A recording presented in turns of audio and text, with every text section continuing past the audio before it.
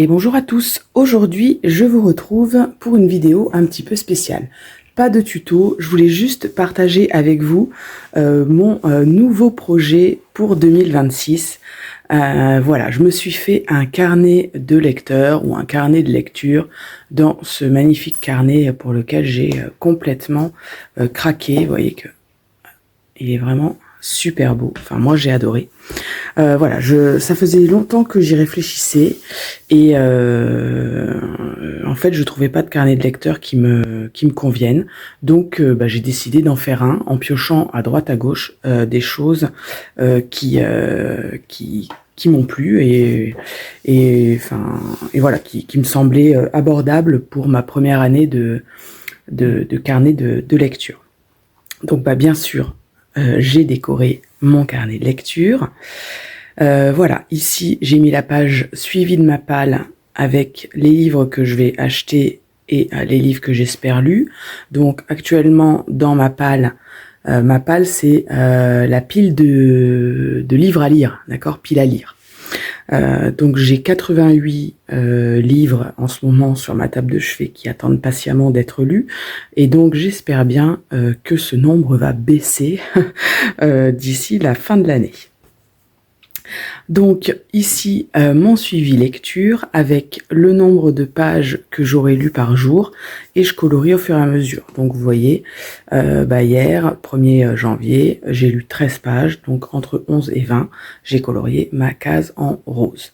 Voilà, ça c'est le truc qui apparaît un peu contraignant parce que forcément il faut le remplir tous les jours, mais après visuellement ça donne un rendu sympa, donc voilà. Je verrai pour l'année prochaine si je continue, si je veux toujours le mettre, si c'est pas trop de contraintes.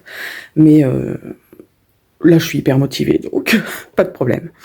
Donc ça, c'est l'évolution de ma page. J'ai écrit tous les titres des livres que j'ai, et je me suis même laissé un peu de marge parce que voilà, entre-temps, je vais avoir mon anniversaire. Enfin, voilà, moi, je commande souvent des livres parce que j'adore lire, et puis que, enfin voilà, j'ai besoin de rien de particulier.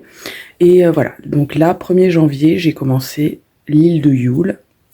Donc, comme je suis sûre de le terminer avant le mois de décembre 2026, eh bien, je l'ai déjà colorié. Ça, c'est ma palle ultime.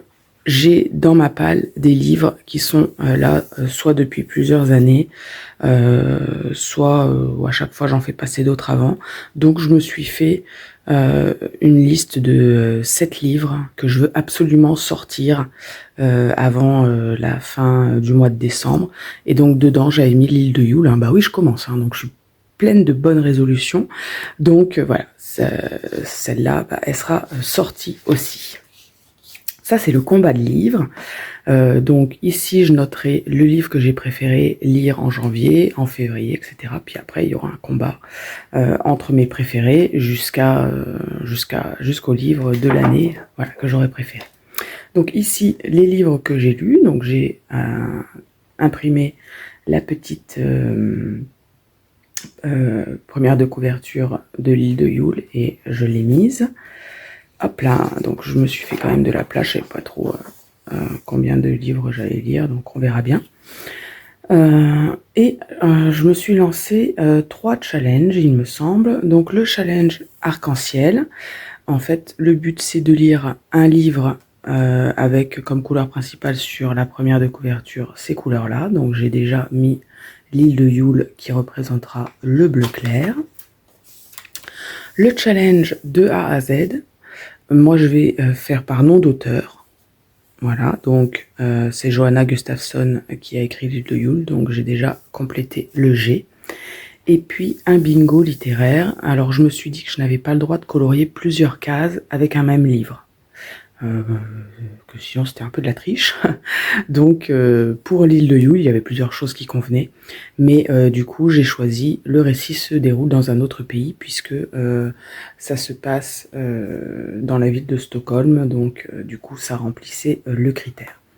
Et puis voilà, j'arrive enfin dans le carnet de lecture à proprement parler. Donc je me suis fait une double page pour le mois de janvier. Et voilà, j'ai mis pour l'instant le titre et la première de couverture. Et puis après, quand je l'aurai terminé, je noterai un résumé, mon avis et aussi un marque-page. Voilà, j'ai envie de faire un marque-page pour chaque livre que je lis. Voilà. Donc écoutez, j'avais vraiment envie de partager ce projet avec vous parce que c'est un projet qui me tient à cœur. Et du coup, voilà, j'espère que vous avez aimé. Dites-moi si vous aussi vous faites ce genre de carnet.